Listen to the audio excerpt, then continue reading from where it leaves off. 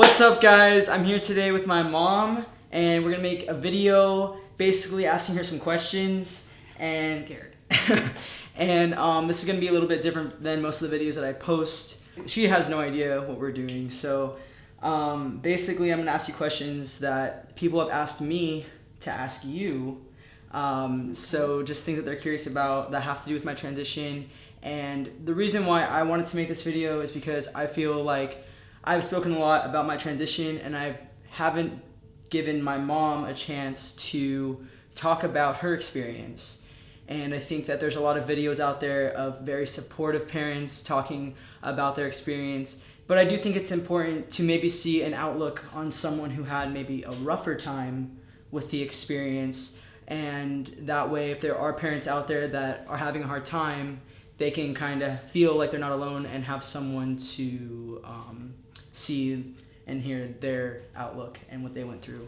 I think it's important that you do that. Me and my mom have had our fair share of ups and downs. More than our fair share. More than our fair share. And it hasn't been, I think, till recently when I moved out that I think it started getting a little bit better. And it's still Rough. It's still rough. So this is actually probably different for you to sit and talk about. Yes. It's not something that you talk about much. So this is, I think, a good thing for you and I, and for us to just put out that continuity for people to see. So why do you want to start out by introducing yourself, maybe like what you do in your job and what you do for work and stuff? My name is Kim Vincent, and I am a substitute teacher in the Glendora area, and it's something that I have a passion for and I absolutely love. I do a lot of volunteer work at my church, and do some kids camps and vacation Bible schools and Mission work. Mission trips. Gone to Africa. How many times have you been to Africa? 6 times to Africa, and I've gone to Oregon for 12 years, and putting on like a vacation Bible school. And vacation Bible school, yes. The first question that we're gonna ask you is, what was your first reaction when I told you that I was going to be transitioning from female to male? And just be honest. This is not for like, I don't want you to sugarcoat anything. I'm not going to sugarcoat. I'm not gonna. And I'll probably get emotional during the whole thing, because that's just who I am. I think I thought, it was a phase, or that it was that you were just acting out. Not necessarily acting out. That's not quite the right word. I just thought, I thought, why? Growing up, I felt like I was a tomboy. I was very rough, and so I think for you, you were very active. You were athletic. Didn't like to wear dresses, but I didn't think anything of it. I just thought you were a tomboy because I was a tomboy, and I didn't think anything of it. So for me, so you thought I was just being extreme. Yeah, I think so. Yeah. Extreme. Okay. Mm-hmm. Growing up, did you ever see any signs that I might have led down the path of transitioning or anything in that sense, like as a kid? Actually, the word transition or transsexual never even came into my vocabulary. Right. Until recently. Right. Maybe I have my head in the sand. I don't know what you want to call it, but not educated. I didn't and know that's okay. anything. And I didn't know anything about it. So for me, that's kind of like an unfair question to ask me, because I didn't think that way. Right. At all. You're kind of almost naive to the entire topic of it. It wasn't in your world. It wasn't in my world. Yeah. At all. Was it hard to adjust to my name change? It's still hard. Yeah. I still have a hard time saying Carter. Because you've gotten a lot better though. I use Carter a lot, and I have to stop. And to be honest with you, I have to stop and think. Not all the time, but sometimes. Yeah. And I probably use it a lot more than than what I used to. If you could go back, would you change a way that you raised me, or would you change maybe some of the things that I was maybe exposed to, or any parenting changes as a kid? Would you change any of it? No, I don't think I would. No, I don't think I would. I think we try to expose you to a lot of different things. Athletics, just because I'm so competitive, just a little bit. Okay, I like a lot. But sports, we try to encourage you to do everything. I think, raising you, I don't think I would change anything. I don't think so. Yeah. I'd do it all over again. Mm-hmm. Again and again and again. After I came out to you, do you have any regrets on maybe how you responded?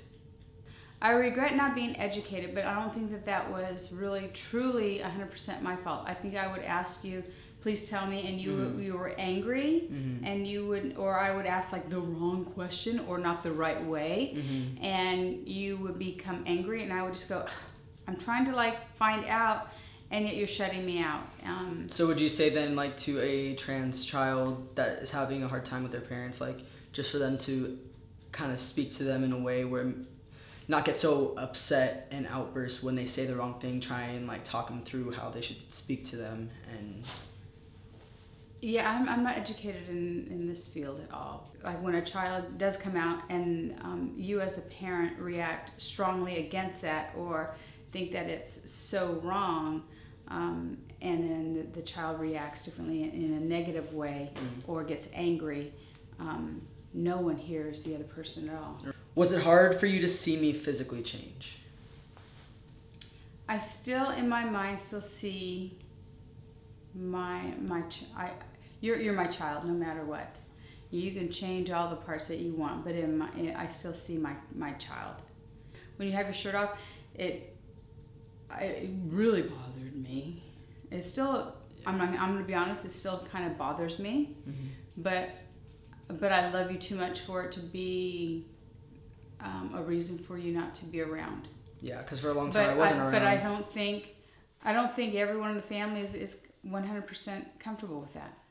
Which is why. And I think for you to respect other people too, just like we need to respect you, and whether you think that, but my brothers don't have to do that, and I feel like it's like I'm a guy, I should be able to do that, have that freedom, is what I would say. I mean, I want you to know that like I'm not being disrespectful by taking my shirt off. I remember. Why are you proud of your body? Yeah, I love my body. As a kid, I never wanted to go swimming with my shirt off, like in my bikini and stuff, and I'd always have a shirt on.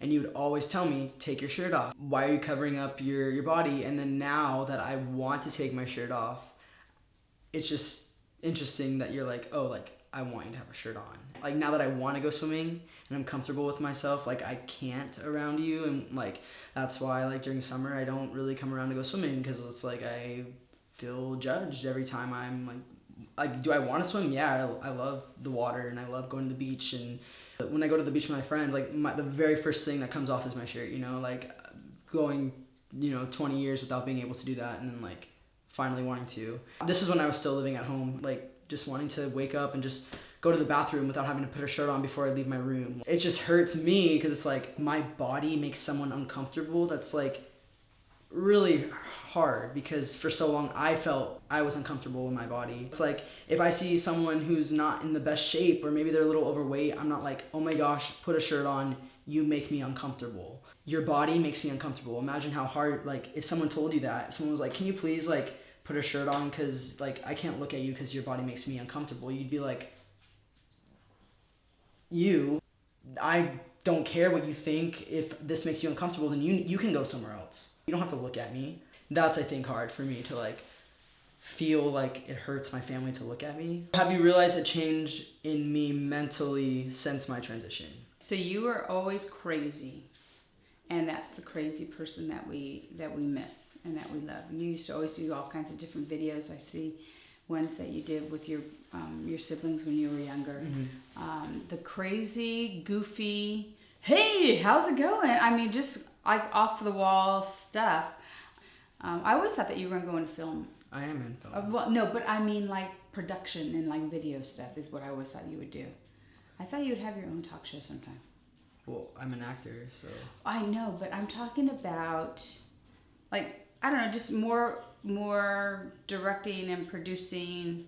I didn't think you were on the other side of the camera. I always thought of you behind the camera. I don't know, because you just said that you thought I'd have my own talk show. You were always in a film. You always wanted to do. You were always videoing. That's all you ever wanted for Christmas. Was always the next camera or the next video or I don't know what gadget equipment. Well, yeah. I mean, that's why I pursued film, like the acting side of it. You do see. I see a change in your personality, of course. Okay. I think you were more aggressive as things, and you were angry, short-tempered. Okay. And if people didn't agree with what you had to say, you would cuss us out, and that wasn't very pleasant. Yeah. I think I was just really uncomfortable with who I was, and I was uncomfortable with how people treated me because I was different and because I felt a certain way, and I got really short-tempered because it was frustrating that people, don't understand something. I would say you've always thought differently than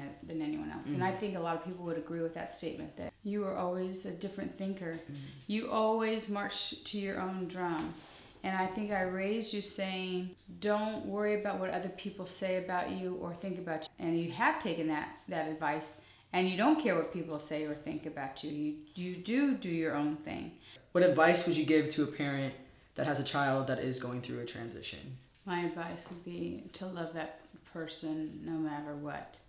Even though you might not agree, you need to learn to agree to disagree, and to love that child, make them feel wanted, make them feel not that they're like an abomination, but just embrace them and try to understand, even though it's so hard and so difficult, because it's maybe not how you thought they would end up being, or your hopes and your dreams. You remember that they have choices. I've always told you, when you said that you didn't like us or you couldn't stand us as parents, God gave you to us, and that we were the perfect parents for you. And God said, this is the perfect child for me. And we're perfect. I couldn't ask for a more perfect child. Right. No one could love you more than me or your father. Even though you say that your other siblings might be the golden ones, they think that you're the favorite. You're all our favorites. Yeah, Parker. Don't say that. My advice is just seek others around. There really isn't a whole lot for us who don't fully understand it. But try to find some sort of group. Maybe I'm gonna start a group. I don't know. Anything else you want to sum up? No.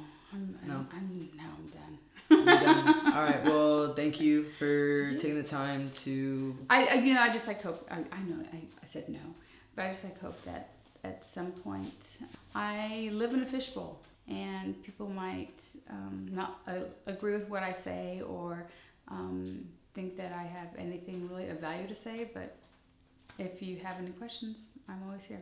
Cool. All right. Okay. Thank you. Appreciate it. All right. Love you too. Bye-bye.